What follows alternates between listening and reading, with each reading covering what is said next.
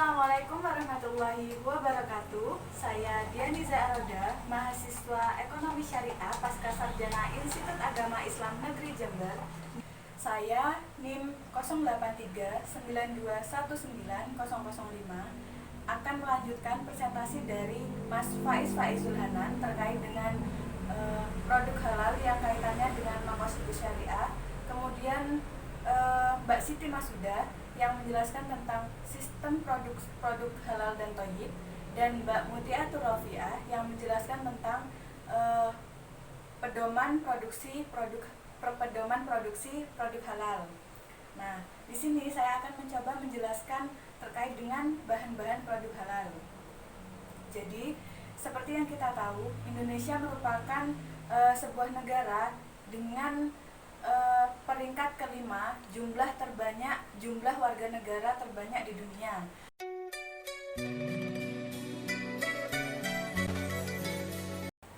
Lalu seperti apa sih pentingnya produk halal itu? Jadi karena Indonesia memiliki penduduk yang mayoritas muslim, jadi yang pertama merupakan salah satu perintah agama. Karena di dalam umat Islam, di dalam perintah agama Islam, umat muslim atau muslimah wajib mengkonsumsi barang-barang atau bahan-bahan yang baik dan halal dan thayyibah, seperti yang ada di Quran surat Al-A'raf ayat 157, Al-Baqarah ayat 168, dan ayat-ayat yang lain dari dalil akli maupun dari nakli yang juga menjelaskan tentang perintah konsumsi produk-produk halal dan thayyib. Kemudian yang kedua, kenapa produk halal itu penting? Karena sebagai salah satu kepedulian negara terhadap masyarakatnya dalam hal perlindungan konsumen. Jadi ketika produk itu halal dan baik, maka konsumen akan terlindungi dari bahaya-bahaya yang akan muncul ketika mengkonsumsi produk-produk yang tidak jelas hukumnya, seperti itu. Kemudian yang ketiga, adanya produk halal itu penting sebagai salah satu, kembali lagi, sebagai salah satu kepedulian negara. Seperti contohnya di Indonesia sendiri adalah adanya sertifikasi halal. Jadi beberapa produk yang memang dari hulu ke hilirnya bisa diklasifikasikan sebagai produk halal, maka dia akan terjamin kehalalan dan kebaikan produk itu.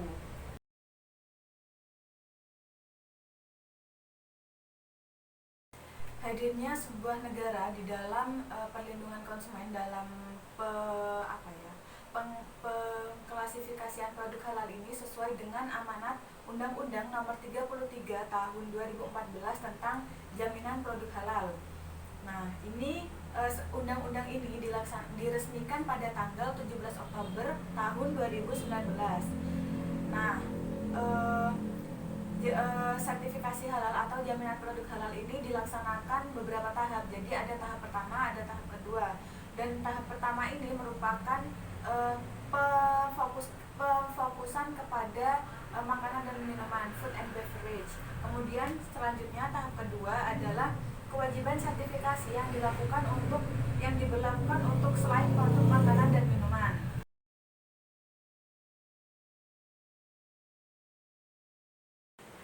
Apa saja sih bahan-bahan produk halal yang harus kita ketahui? Jadi, pada pasal 17 Undang-Undang Nomor 33 Tahun 2004 itu tadi menjelaskan tentang bahan-bahan ini memiliki beberapa kriteria. Bahan yang digunakan dalam proses produk halal ini terdiri atas bahan baku, bahan olahan, bahan tambahan, dan bahan penolong. Nah, bahan yang ada bisa berasal dari hewan, bisa berasal dari tumbuhan, dan bisa berasal dari mikroba atau bahan-bahan yang dihasilkan melalui proses kimiawi, proses biologi, ataupun rekayasa genetik.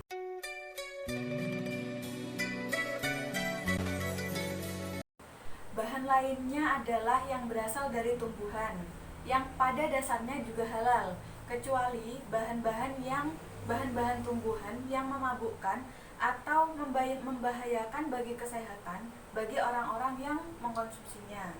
Adapun bahan-bahan yang berasal dari mikroba dan bahan yang dihasilkan dari proses kimiawi, proses biologi maupun rekayasa genetika diharamkan jika dalam proses produksinya itu tercampur, terkandung, dan terkontaminasi. Bahan yang berasal dari hewan pada dasarnya adalah halal, kecuali hewan-hewan yang disebutkan di dalam nas Quran atau dalil akli yang sudah menjelaskan bahwa hewan tersebut adalah haram.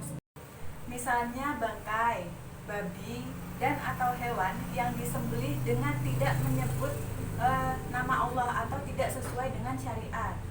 Hewan yang digunakan dalam produk wajib disembelih dengan syariat atau sesuai dengan syariat Islam dan memenuhi kaidah kesejahteraan umat.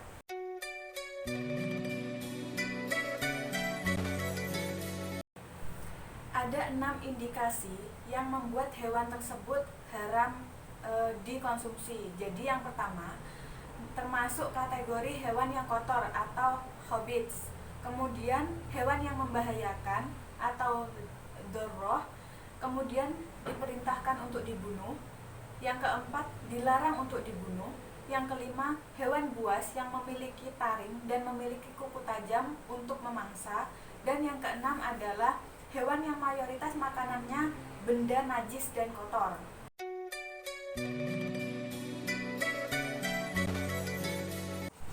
Jadi apa saja sih isu-isu terkait dengan bahan-bahan produk halal? Yang pertama adalah formalin dan pewarna tekstil. Seperti yang kita tahu bahwa kebanyakan sertifikat-sertifikat halal yang ada di Indonesia ini cenderung kepada industri-industri atau perusahaan yang memang kelasnya sudah menengah ke atas, bukan lagi perusahaan atau industri-industri yang ruang lingkupnya kecil. Padahal bahan-bahan yang digunakan seperti formalin misalnya biasanya digunakan oleh pedagang-pedagang kecil dalam produksi mie, tahu, ikan, daging, kue dan lain-lain. Nah, selain formalin juga ada pewarna tekstil yang juga digunakan dalam proses produksi makanan. Misal, saus tomat yang dicampur dengan pewarna tekstil. Kemudian cendol misalnya, atau kerupuk serta minuman limun yang warnanya memang sangat menggoda. Kemudian yang kedua adalah alkohol dalam bahan makanan. Seperti yang kita tahu bahwa semua jenis homer yang memabukkan adalah haram bagi manusia jika mengkonsumsinya. Lalu bagaimana dengan bahan-bahan makanan atau produk-produk makanan yang mengandung alkohol meskipun kadarnya sedikit? Seperti yang kita tahu, ada beberapa kue yang memang bahan dasarnya dari alkohol. Nah, itu yang mungkin menjadi perdebatan karena memang status hukumnya masih tidak jelas, kecuali kalau memang alkohol itu di dalam bahan makanan sesuai dengan takaran dan itu tidak memabukkan.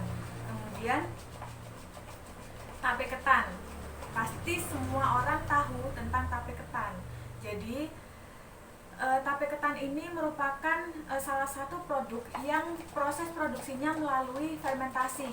Nah, di dalam proses ini air yang dihasilkan ketika proses fermentasi itu mengandung alkohol yang sangat pekat. Nah, itu ketika diminum akan memabukkan ketika diminumnya sangat banyak. Nah, itu sebenarnya apakah hal itu juga haram ketika dikonsumsi? Kemudian yang selanjutnya adalah alkohol yang ada di dalam kosmetik. Jadi ada beberapa fatwa MUI yang menjelaskan tentang unsur-unsur haram di dalam kosmetik. Yang pertama, unsur dari babi dan anjing. Kemudian unsur dari hewan buas. Yang ketiga, unsur tubuh manusia, darah, bangkai, hewan yang halal penyembelihannya tidak sesuai, hewan yang halal tapi penyembelihannya tidak sesuai dengan syariat Islam. Kemudian homer atau alkohol. Kemudian unsur syubhat atau meragukan yang harus diwaspadai, plasenta, gliserin, kolagen, laktik asid, hormon, vitamin, dan aneka pewarna, pewangi, dan lain-lain.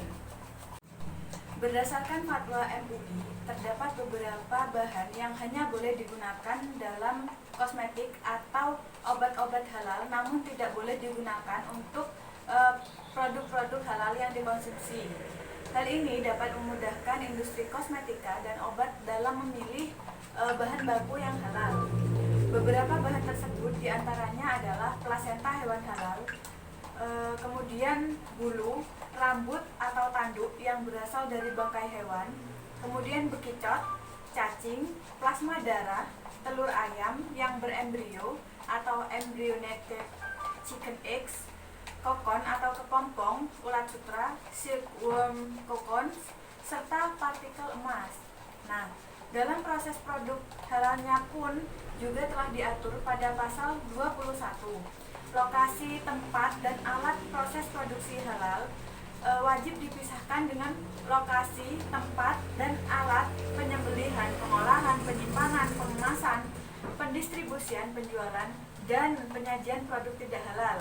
Jadi lokasi, tempat, dan alat PPH harus dijaga kebersihannya dan higienisnya, bebas dari najis dan bebas dari bahan tidak halal.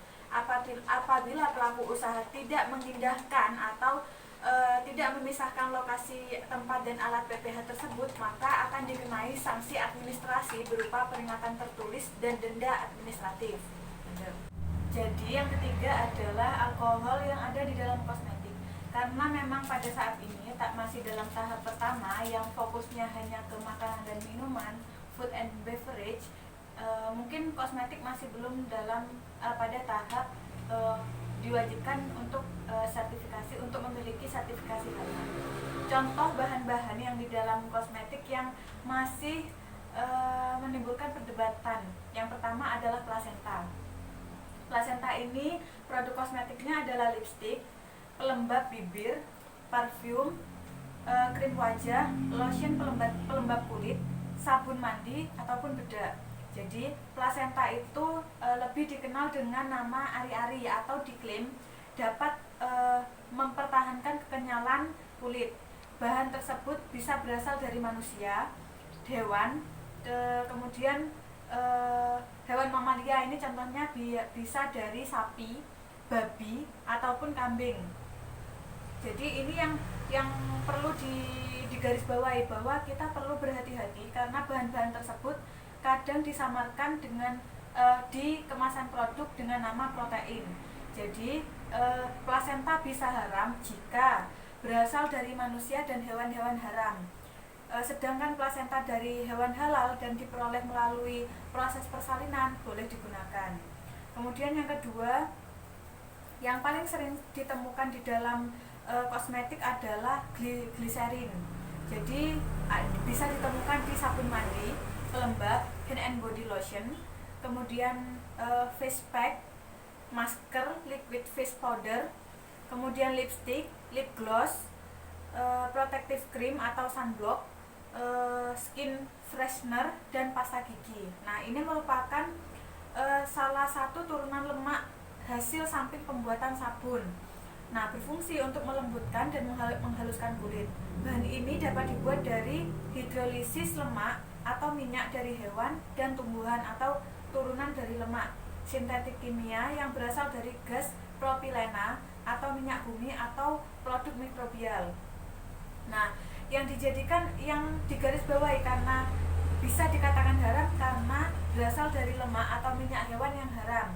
Nah, pembentukan gliserin ini bisa melibatkan enzim yang berasal dari hewan yang juga berasal dari hewan yang diwaspadai aspek kehalalannya. Kemudian kolagen. Nah, ini sering kita temui di dalam produk-produk kecantikan, produk-produk kosmetik, misal pelembab, hand and body lotion, dan produk-produk rejuvenasi kulit baik secara implan maupun topikal. Nah, kolagen ini berasal dari jaringan ikat kulit babi, biri-biri, kambing, sapi atau bovine collagen, zidern, dan organ manusia. Nah, berasal dari manusia, dia bisa dikatakan haram jika produk itu berasal dari manusia dan hewan-hewan haram. Ada beberapa nama bahan lain yang juga masih diperdebatkan kehalalan dan keharamannya. Ini saya contohkan salah satu produk yang mengandung beberapa bahan yang sudah disebutkan tadi, misal seperti gliserin, kemudian produk ini juga mengandung beberapa gugus-gugus alkohol yang ada di dalamnya. Saya juga tidak bisa menyimpulkan bahwa produk ini haram atau halal karena memang masih belum pada tataran dia mempunyai sertifikasi halal atau tidak. Mungkin cukup itu saja yang bisa saya sampaikan. Kurang lebihnya saya mohon maaf apabila ada kekurangan ataupun ada yang ingin dikomentari atau diberi kritik atau saran, kalian boleh berkomentar di bawah atau bisa mengirimkan pesan kepada saya secara jalur pribadi. Kurang lebihnya mohon maaf. Wassalamualaikum warahmatullahi wabarakatuh.